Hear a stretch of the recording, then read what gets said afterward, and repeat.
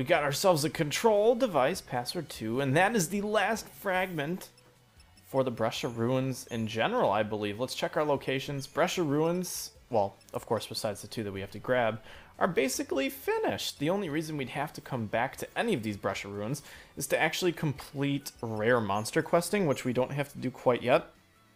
But Tom Berry is known to spawn in that area, so let's just go back to Brescia 100 and finish off those 2 fragment quests that we have left. And then we're going to go finish off the Yasha's Massif, because it's really pissing me off the fact that the Yasha's Massif are basically travel-based, and they really don't take any effort once you have everything done in the Brescias, which we almost do as well. So by hopping in here and finishing off these 2, we've basically, like I said, not only finished off these fragments that we're going to get, but we're going to get access to 2 more fragment skills from the Fortune Teller and Serendipity.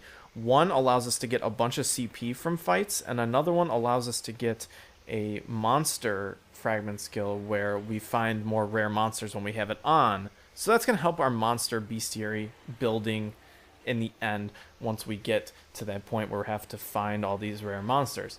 So that's good. We're making a lot of progress, and we're going to go and actually do a lot once we're done with the Yasha's Massifs and the Brescias, which we're going to finish very, very, very soon. We have a cool thing that we're going to do, a very, very cool side quest in some of the Vile Peaks, which you haven't even seen yet, and we're going to get some more paradox endings before we go and get back into the areas that we need to be for the story. So let's talk to this guy without further ado and put these quests in motion. So let's talk to him. You've obtained both of the passwords? Well, let's try them out and see if they're the real deal. The good news is the passwords were correct, but now we're faced with a new mystery, this paradox. It seems it was created by people. In 20 AF, someone tampered with the control unit, which looks to be the cause of this entire situation. The culprit was responsible for the monster population increase, and for taking out those who knew the passwords. I believe that a group that opposed the Academy's ideals used the paradox for their own gain. They tried to destroy the institution once and for all. To this day, we're still in the dark as to who was behind this operation and why. You two were a great help in solving this tough situation. As a government representative, I'd like to offer you some compensation for your trouble. Cool. An adamantite ring and 1,000 Crystarian points. We've basically done everything we need to do here, but we have this people-made paradox that we need to solve. So let's talk to him one more time just to make sure I'm not missing anything. Maybe he will give us some direction. Maybe he'll give us the final quest. Let's talk to him one more time.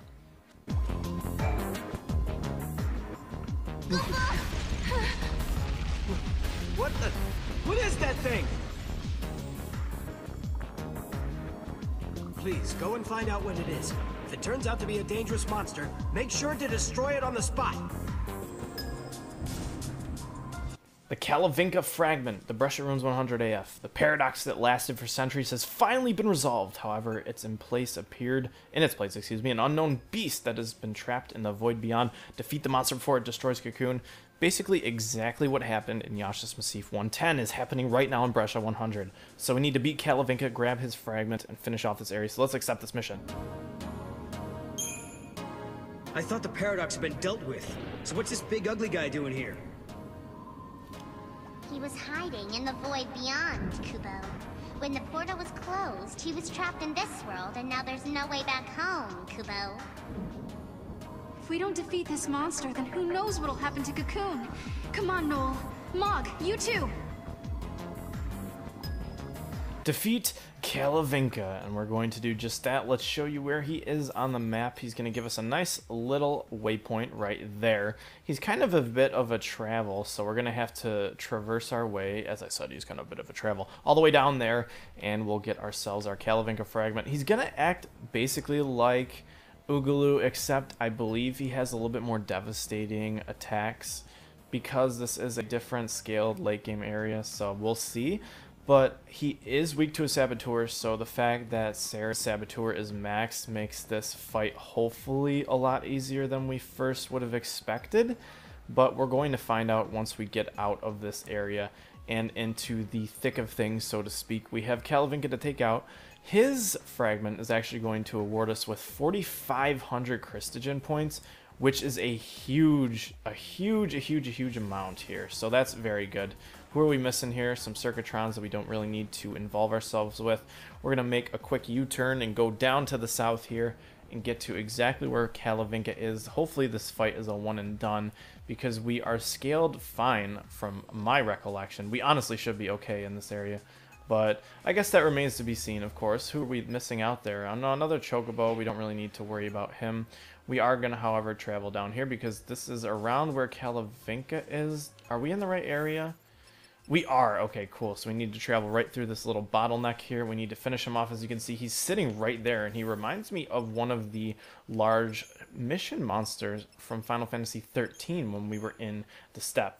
So kind of interesting there. We're going to start out with premeditation here. As long as you have a strong sentinel, you should be good with these types of monsters, just like we would have been good with Ugulu if we were using a sentinel. We were utilizing him a lot more. So that means there's going to be a lot of diversity, a lot of pre-med. So let's attack him here.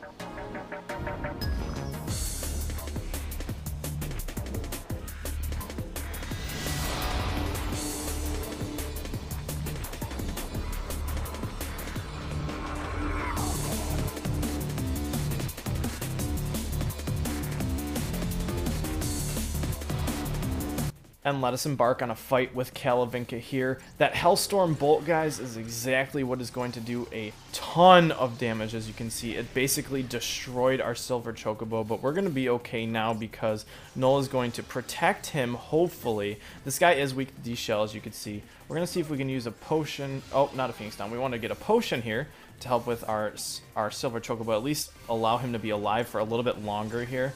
We're going to switch to this class here. We need our medic to stay alive, but he did not. This guy is actually going to be fairly easy once you get him into stagger mode. We're going to use our Phoenix Down here because we need to get you up, sir. Mr. Chocobo, you need to heal us. We need to get Kalavinka towards a stagger. Please and or thank you. I believe Relentless Assault would work here, but our Chocobo, it would take a lot of damage. So we'll switch into our Sentinel here to make sure that we are good to go. As you can see, that Hellstorm Bolt does do a fair amount of damage. We're going to switch back to Diversity here. Our medic will be allowed to heal Sarah, so we shouldn't have much trouble. We might switch to pre-med if that D-Shell wears off, because we want to be doing a lot of magic damage against him since we have the opportunity to.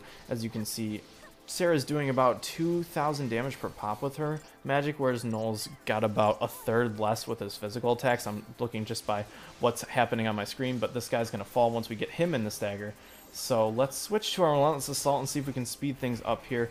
We have to be wary about that Hellstorm Bolt, but just the fact that we have 2 Ravagers getting this guy up in the stagger is going to make things a lot easier. Sarah's going to push him over the edge here, and let's see how things work once he gets a little bit more weaker here. And look how much damage we're outputting here. He's switching into Hellstorm Bolt, so we're going to switch into our Dual Medic Sentinel class here. Please stay alive, everybody. Well, that was better than I expected. Let's switch back to our Diversity here. We're going to have our medic heal himself. Hopefully, there we go. We might use our Quay if the time calls for it. We're actually definitely going to use our Quay here because I can take some gosh darn timing attacks here, get a little bit more stagger bar on him. That just makes him a little bit more squishy. And our medic is basically healing himself, excuse me, and things will go a lot easier. Probably one more attack turn, I'm guessing, before we take out Kalavinka. A lot easier than Ugulu. I think you guys can definitely agree that fight was a little bit more of a blemish on our record, whereas this one is a little bit more of a blessing. So we finish off Kalavinka. Let's see how this affects the Brescia Ruins 100. 5 stars, time to go.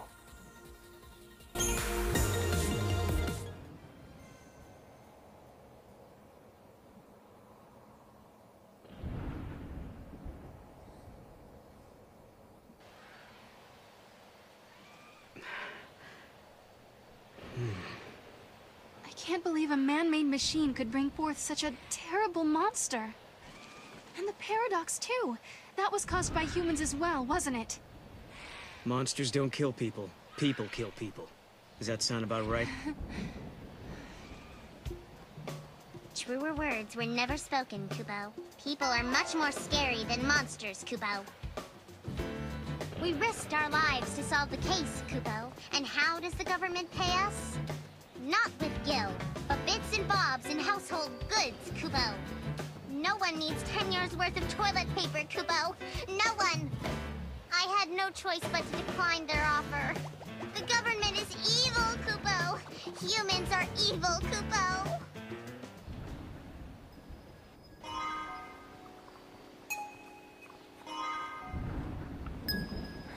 definitely another one of the humorous elements in this game. As you can see, Mog was thwarted once again with a toilet paper coupon giving us a life supply of toilet paper, which we definitely don't need. But we got ourselves our finishing fragments for this area, so let's return to the historic crux here. And we're going to take a break because this session's technically over now.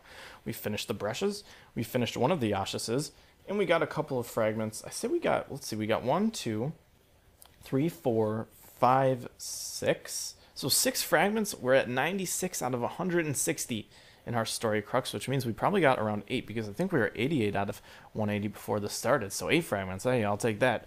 Let's save while we're here, and hopefully you guys have enjoyed this little session of Final Fantasy XIII-2. This has been DuffKing56. I will see you guys later. Peace out. Bye, guys.